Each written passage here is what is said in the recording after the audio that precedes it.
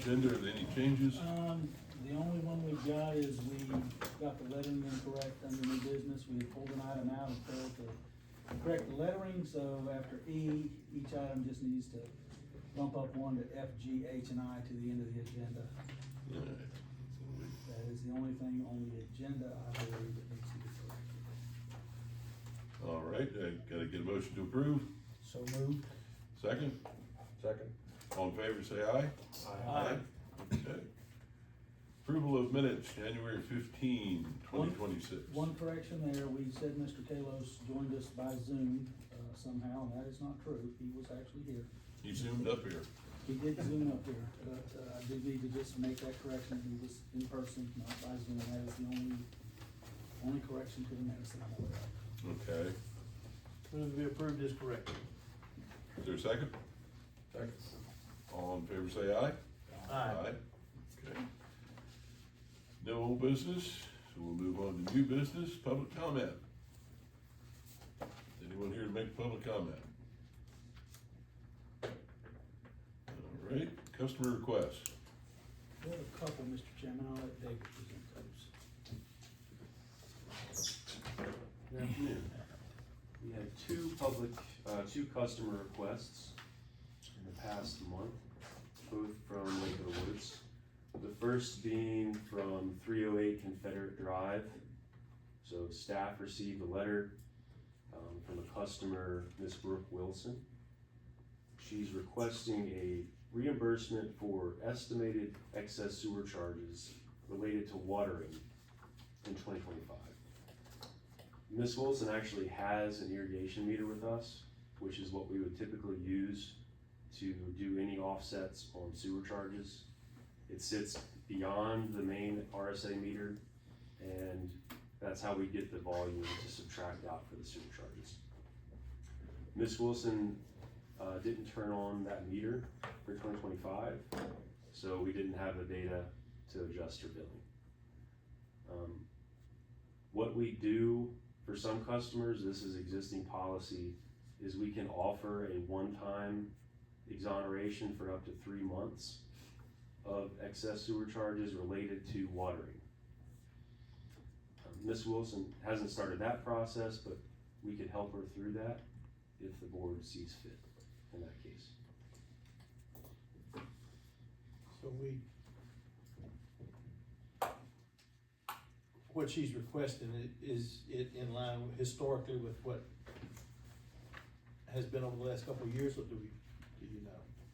She's requesting, I think, up to 7 months, and she's done a calculation based on her previous year's averages to what she thinks that she doesn't owe for those months. That's not exactly how we would do it normally. If she did submit an exoneration request, we'd look back at her last 12 months and we'd figure out the average and do that exoneration for 3 months. But only for the 3 months, not the 7. Not she's 7, asking. right.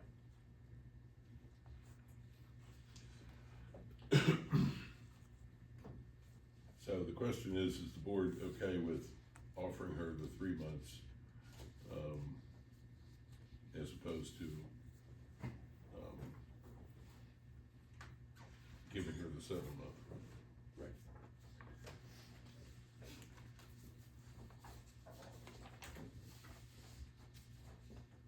Sound like anything beyond the 3 months, we would be basically going outside of our policy now. Yes. I move we stand with policy and offer the 3 months. Okay. So we will assist her Wait a minute. to get that, Wait a minute. get that paperwork done. We just have a motion, we don't Yeah. have it. Hang on. Is there a second? Second. Okay, any further discussion? Okay, all in favor of the motion say aye. Aye. Opposed? Okay, so it's 4-0 to All right. stick with the policy. All right, the next one. Next one is 509 Wakefield Drive. We got an email from Mr. Al Sample, and he's requesting that we consider a change in policy on billing for zero usage. Mr. Sample is not at his house for a few months out of the year, and it's his position that we shouldn't charge for any water that wasn't used. We do have an existing process for a temporary off request. And that would involve us going out, turning off the meter, charging a $50 service fee, and then we would drop their charges down to any non-user fees that are in effect. Now, for Lake of the Woods, that's $38.33 a month. And that's the established non-user rate. So he's aware of that process, but he's requesting a change in policy beyond that. David, does that $38 include the surcharges, the 10 and the 23? So the $38.33 is what we would charge for a non-user account. So it's the same as we would charge if somebody has an extra lot. But in that case, we charge it on a quarterly basis, and I think in this case, we would keep up the monthly bill.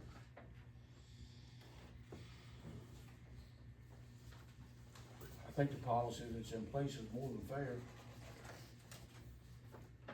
So if he paid the $50 fee for you to come out, it would be the $38, and if he doesn't, what is the monthly fee, the minimum? So the minimum right now, I'd have to get back to you on that, but it's laid out in the rate schedule that's on our website. It would include all the fees. Yes, that's right. I think that's what Yeah, Mr. right. Davies is asking. Yes. It would include the fees then, yes, sir. It's and in his case, most months, it's a minimum bill plus the fees. But obviously, a change in policy is gonna have far greater implications than. Yes. He's essentially asking that you only bill him for what actually goes through his meter each month. No minimum. But how many customers would fall under the same scenario? That's A lot. That's not a door I would care to open. But Right. That's the board's decision.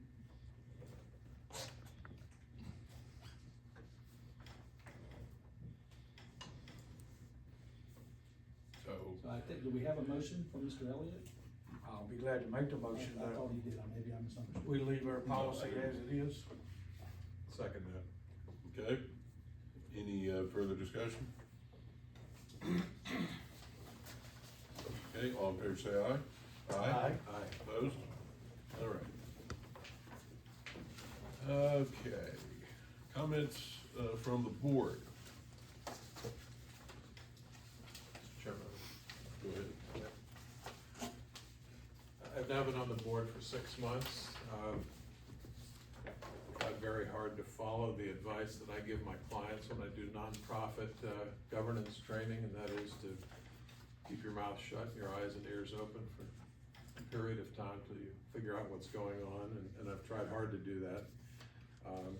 But that time is up, and I just have to tell you, it's not been a good year for RSA in 2026. We discovered that a fire hydrant was out of service for 6 months. Inexcusable. A recent pump failure that may have dumped sewage into Lake of the Woods brought to my attention that more than half of the pump stations at Lake of the Woods do not have emergency generators. That's unacceptable. It has taken us a month to post the general manager's position since he announced his resignation. We are almost 2 months into the year, we still don't have a communication specialist. It took 5 weeks to reschedule the board retreat, which I think we probably could have held that day just with an hour's delay because of weather. And this retreat is critical. We're losing 2 of our 3 top administrators. We've got more issues than you can shake a stick at, and this retreat is critical. And for it to go into March, I just don't see it. Folks, there's no urgency. We're moving at a snail's pace, and we just have to do better. Thank you. Any other comments by the board?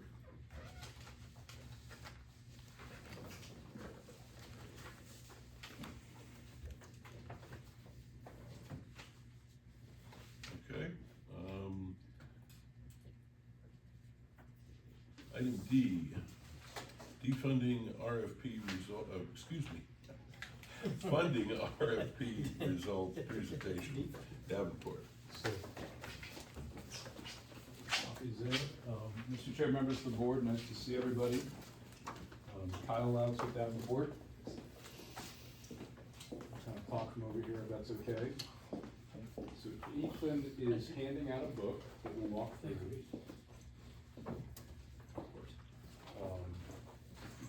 Basically, this is a follow-up to when we were here in January, talking about going out and getting financing for capital projects, notably here in Madison. So you recall in that process, which we'll flip through the book and answer any questions that you have, but the intent at that point was to go out and bid competitively to local, national, regional banks, the funding for up to $13 million. We've done that. And they've come back and have the results for you today. We think they're very good. We'll walk you through those. Gracie here will give you a little help in the next couple pages. That's really what we have. I'll also recognize Chris Culp with Hunting Earth, who's the authority's bond counsel. After you've heard all this, answer any questions that we can for you. Chris has a resolution that would authorize the team here to move forward, but certainly we'll make sure you have all your questions answered, have a presentation here before we get to that.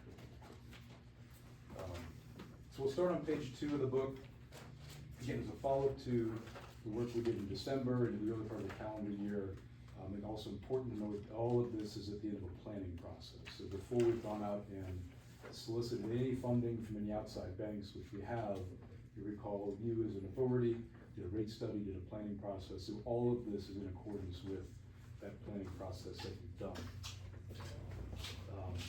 In the middle of the page here, mention this, the financing is for up to $13 million. And so that's largely Madison on the sewer side of the equation in terms of projects. A little bit of water built in there too, but that's that maximum amount in terms of $13 million. At the bottom of the page, we've gone through this competitive process. And if you flip to page number 3, top of the page it says bank RFP results. You see the results that we have, and so 6 different big banks put a bid in, and so as a first takeaway, the authority had very nice follow through from the banking community. You've got 6 different banks who are competing for your business. As we put this out, again, we put it out to national banks, local banks, regional banks, cast a wide net. And so the fact you've got 60 different institutions from across the spectrum of those types of banks that are competing for your business, meaning competing to lend you, is a good sign to us, at least in terms of the finances of the overall authority. You can see at the top of the page there who those lenders are. So it's Webster Bank, Huntington Bank, Atlantic Union, Truist, CoBank, and Cruz and Associates. Those are not in alphabetical order. We've purposely put those that we're going to focus most on in terms of the best rates and conditions in our recommendation to you at the top. I'll tell you Webster operates nationally, and so that's what we call probably more of a national lender, even though the name may not be local. Huntington is of a similar vein out of the Midwest. Atlantic Union is obviously much more local, based out of basically the Richmond area. Truist is a combination of BB&T and SunTrust, and the point in all of that is you've got a good cross-section of folks that are local to the Virginia marketplace, as well as national lenders that are competing for your business. Bottom of page 3, we asked those banks for a couple different options. So you recall from the planning that this is interim financing, meaning you are getting going on these projects. It's like a construction loan if you've ever maybe built a home, something like that. So what we would do is we'd borrow $13 million on an interim basis, meaning we're gonna pay interest only for a couple of years, while you bid the project, build it, construct it, know the final costs, know what grants you end up getting in, and then the permanent financing will kick in, which we need to go through a separate process to do that. That permanent financing, at that point, you'll know the construction's done, the final cost, how many grant dollars you get, is in your cash you're gonna put into it.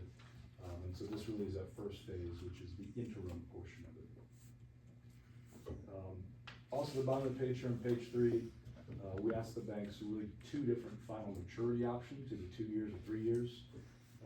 I'll just cut straight to the chase here. We like the 3-year option. That's our recommendation to you. We'll tell you what the difference is, but it basically gives you a little bit longer projects take a little longer, so forth, so on. This gives you a little more wiggle room in terms of timing, over that 3-year period.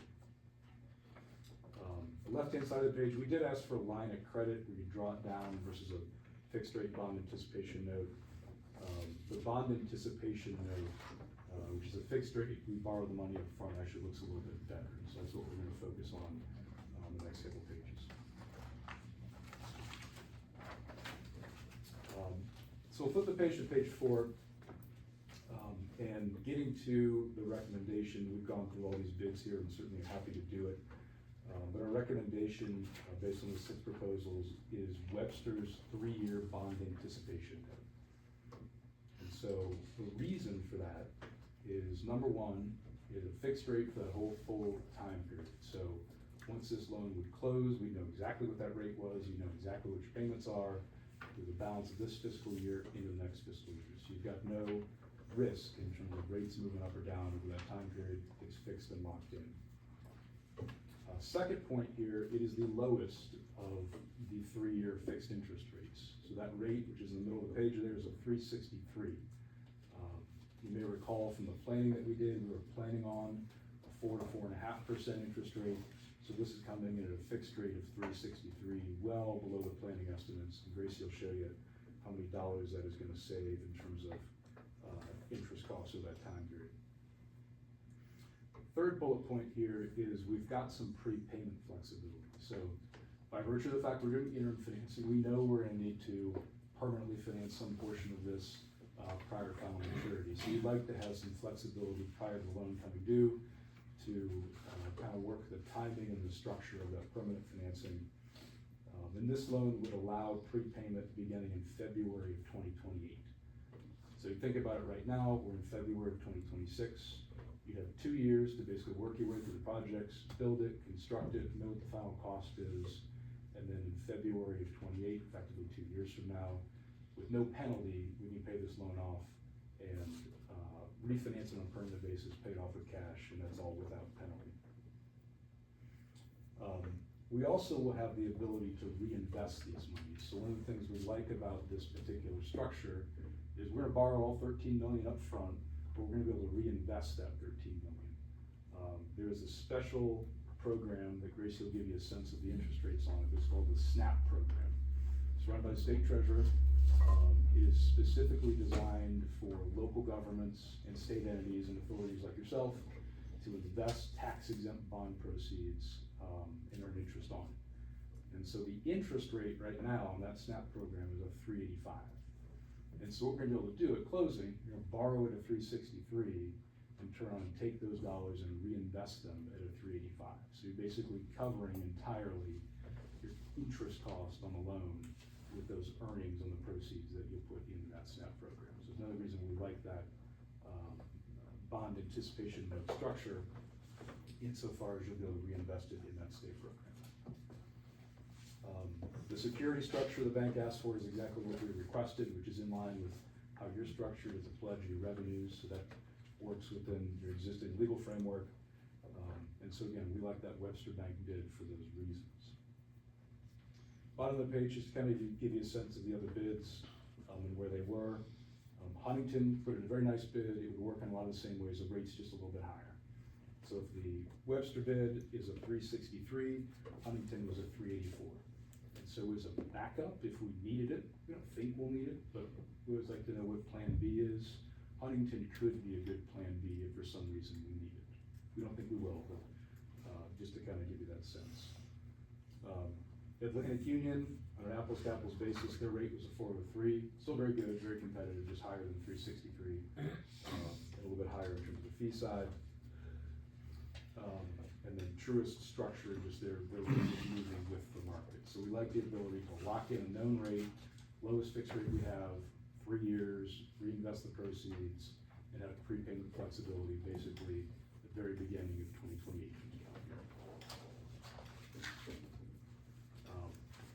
Pause there, see if there's any questions at that point. Here are nuns. Gracie will give you a little bit of the cash flows of it on page 5 and 6 here. Okay, so looking at slide 5, We're planning to close, around the end of March, but, we may need to come back to you guys for another meeting as we're still working through the process with the bank. Still need to get final credit approval. Don't foresee any issues, but just having that March meeting as a backup just in case. So, page 5 is a debt service comparison looking at the planning estimate in column B of a 450. This is what we presented back in December to you guys. And then looking at column C, this is Webster's 3-year proposal at a 363. And then column D is what we would consider the next most competitive proposal, as Kyle mentioned, Huntington at a 384. As you can see, Webster's annual debt service, looking at lines 10 through 13 for fiscal years 26 through 29.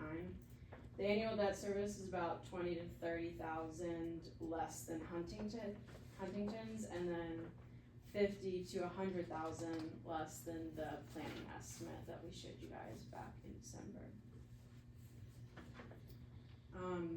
Looking on, does anyone have any questions there? So this does not take into account any reinvestment? No, it does not. And that's on purpose. I kind of like that to be additional sort of contingency gravy, if you will. Sure, yeah, cause you don't know how much of it's gonna be reinvested in any given time again. That's exactly right. So looking at slide 6, this is that Virginia SNAP state non-arbitrage program that Kyle mentioned earlier. This is kind of the historical rate. On the left side, it's looking at it since 2000, and then on the right side, it's the past 5-6 years, going back to May 2020. So this is a program through the state, run by the treasurer, as Kyle mentioned, specifically for local governments and authorities to reinvest tax-exempt bond proceeds, which after closing, Webster's proposal allows you all to invest the money in SNAP. And it's currently earning around a 385 versus what the cost of the money you're borrowing at a 363. So the authority will be able to invest at a higher rate than borrowing. Next slide, slide 7, this last one, just some next steps. Pending any questions or comments, Chris is here and has a resolution prepared for you all. He'll talk through that in a little bit. As I mentioned earlier, we have that March 19th meeting, just as a placeholder, in case anything comes up. Don't foresee any issues though. And then we plan to close by March 27th, but may end up closing earlier. We just have the rate held through the 27th with the bank.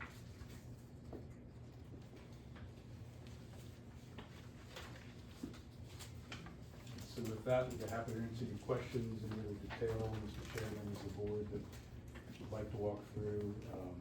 A very favorable follow through from the banks. Good proposal that locks in rates better than we planned upon. So happy to answer questions if you have. Okay, any questions? All right, thank you. Yes, sir.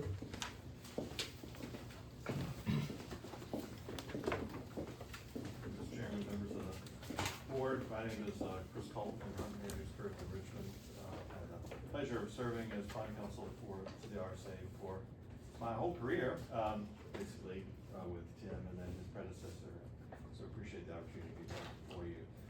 My role as bond counsel, working with Mr. Kalos, is to make sure that we are following state law provisions as it relates to the issuance of debt, and that we're also, so that we can give an opinion that the bond has been duly authorized and to be delivered as an enforceable obligation.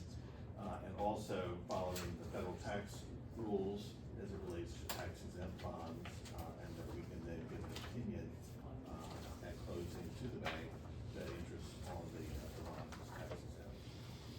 So for your consideration, we prepared this resolution, that goes through kind of the recitals of what's happened, and the authority has one bond outstanding that is held by the Virginia Resources Authority.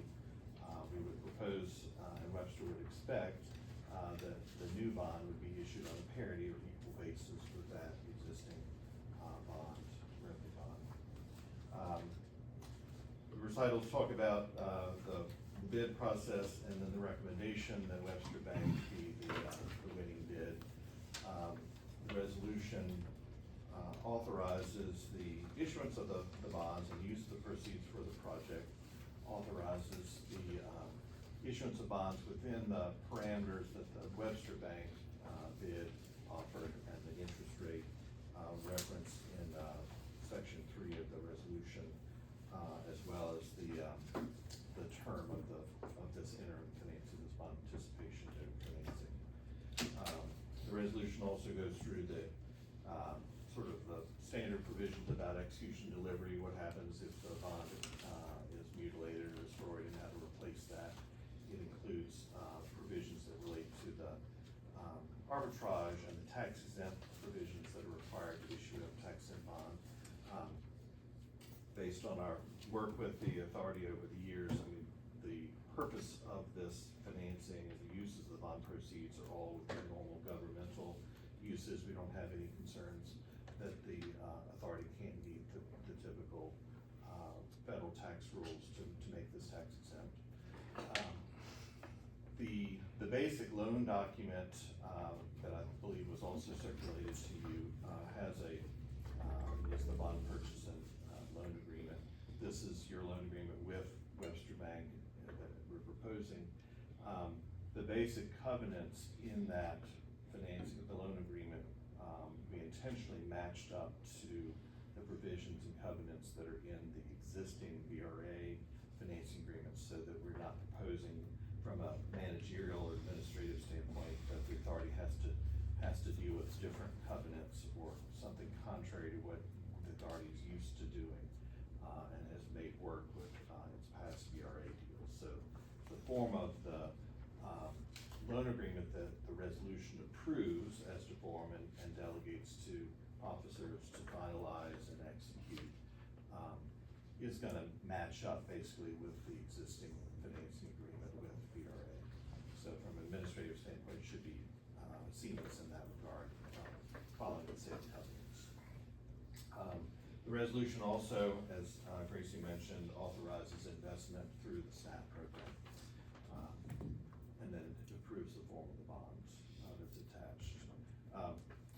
From the version that was sent to you in your agenda package to what I think Tim handed down, there's just a couple of Chris's last version. minor comments that taking into some of the comments that came from Stedman's firm that we've addressed here. I think they're set out in the underline on page 2 about just some grammatical about the interest rates, and then the clarifying that the redemption provision would begin on or after February 1, 2028. That matches up to the Webster Bank bid. And then on page 3, number 6, clarifying in the unlikely situation and not expected situation at all, that there are insufficient funds to make debt service payments for both the existing debt and for the new debt, that pro rata treatment of that, those revenues and application of those revenues and how that would happen. So giving you a sort of an overview of the resolution, but I'm more than happy to go through more particulars or talk through the financing or loan agreement in more detail if you have questions. But this is a resolution that would allow us to proceed with negotiations with Webster Bank and to finalize, so long as what is agreed upon fits these parameters in the resolution, it will allow us to go to a loan closing by the end of March.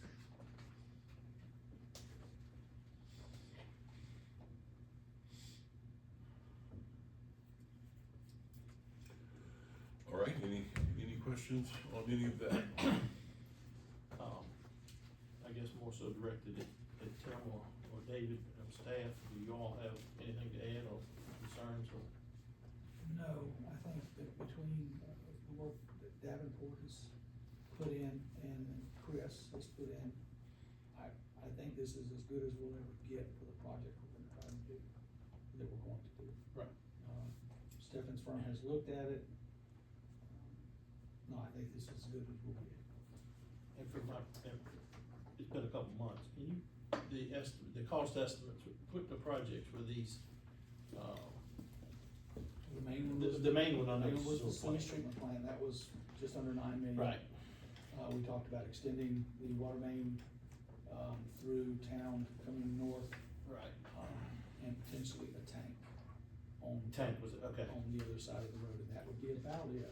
Okay, it's, cause I couldn't remember if the transmission line from the treatment plant to town was part of that or. No, Okay. it was not. It was not. We're pursuing some different funding for that, but no, it was not.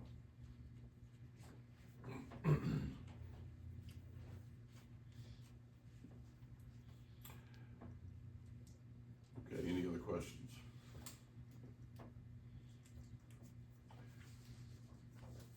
So was it your intention, Tim, that we go ahead and adopt this resolution today? If the board, feels they're ready to, yes, that, we go ahead and adopt the resolution authorizing the chairman, to execute whatever documents were necessary, in this process, associated with the bond anticipation rate. I move adopting the resolution. Okay, the motion's been made to adopt the resolution as Second. presented. It's been seconded. Any further discussion? Let's do a roll call on this. Coppage. Aye. Davies. Aye. Elliott. Aye. Johnson. Aye. 4-0 with one absence. Yes, sir. All right, we're done on that now? I believe so. Okay, I don't think there's anything. so now we'll Nothing go more we to, need? We're good. Not to me, go to item F, hydrant repair procedures. thank you. Thank you very much. Yes, sir. We have your word, and Chris.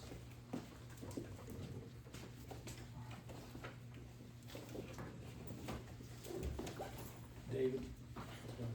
This item. All right, Yes. On pages 58 to 60 of your board packet, I've included a memo just detailing a new process we put in place to handle hydrant issues.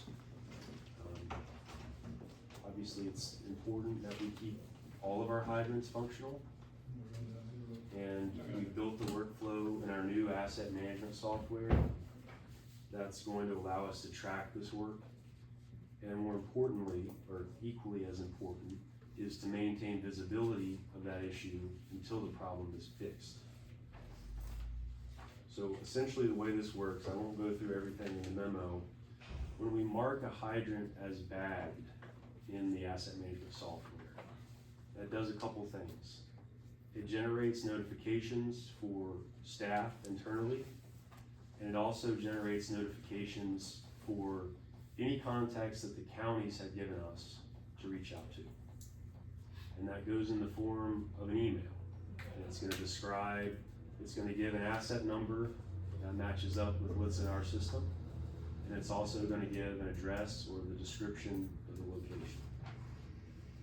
What also happens when we mark a hydrant as bagged, in our asset management software, it's creating a request, which is how we manage things on the customer service side and just general oversight of issues that are unresolved.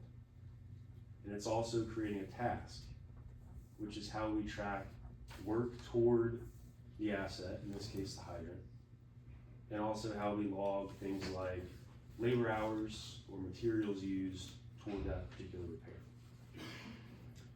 We've also worked with the counties to discuss their preferences for data sharing, and that would be in the form of those notifications, first of all, and also any real-time GIS data that they can incorporate into their systems.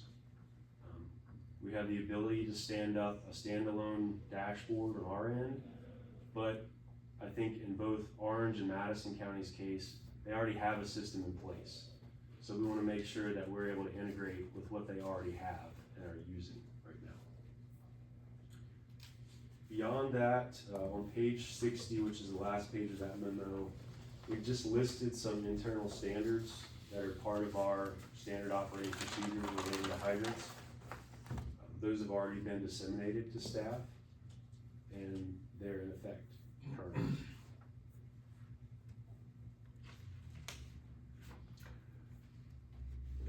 What kind of testing have you done on the system, either in a real world way or just as a dry run?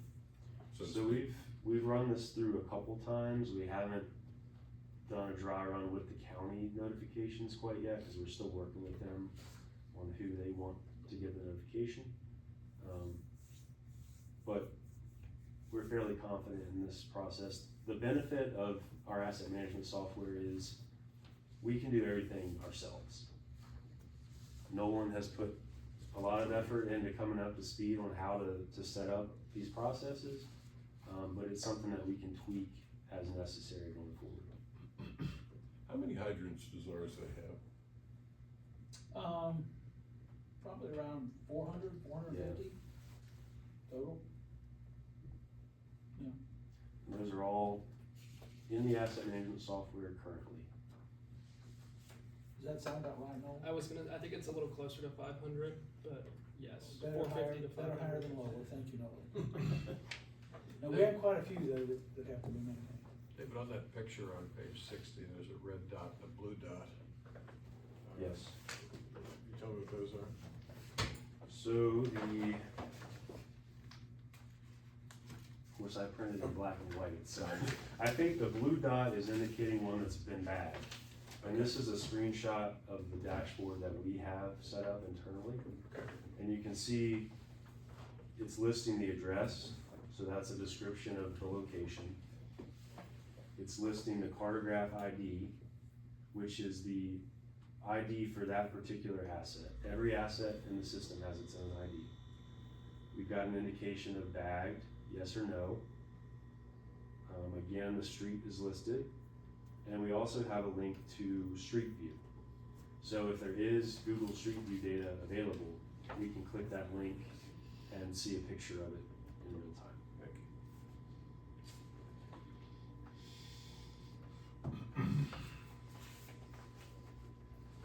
Okay, any other questions on this? Looking at it from the other side, moving to this, as far as notifications, we find out a hydrant not working. You know, in the past, I've called Leo or I've called Tim, anything different you want us to do from our side moving forward? I think it's gonna be up to your preference. I mean, we can formalize that in our SOPs, but all of our employees have access to the asset management software to make that indication on the hydrant that it's bagged. Or in the case that it's not fully non-functional. Right, We can create a task to go out and take do an inspection and make a repair. okay, yeah, that's been probably the most common thing, one that's not, it's hard to turn or, not functioning properly, it's functioning but not properly. I normally would call him or call Leo, so that's.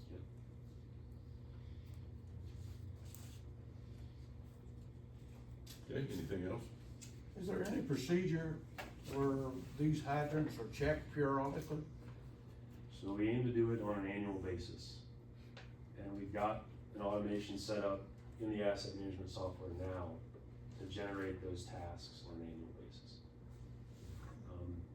That can be just a basic function check that it flows and that it's got some good paint on it and everything functions as it should, or something more in depth that involves flow testing, where we've got 2 or 3 people out there doing a more in-depth evaluation. Did we finalize plans? I know there are a couple privately owned hydrants owned by the county. That we talked, the county would, the last conversation was willing to pay whatever's necessary for RSA to maintain them. That's how it was left But, in my discussion. You know, as we're getting County into this administrator. annual maintenance, because they're, the one at Kemper Mansion is probably one of the most used hydrants in Madison. And I think it would be good if it could be incorporated and work it with the county, because they had indicated, you know, We'll formalize. maintain it and then bill them for the.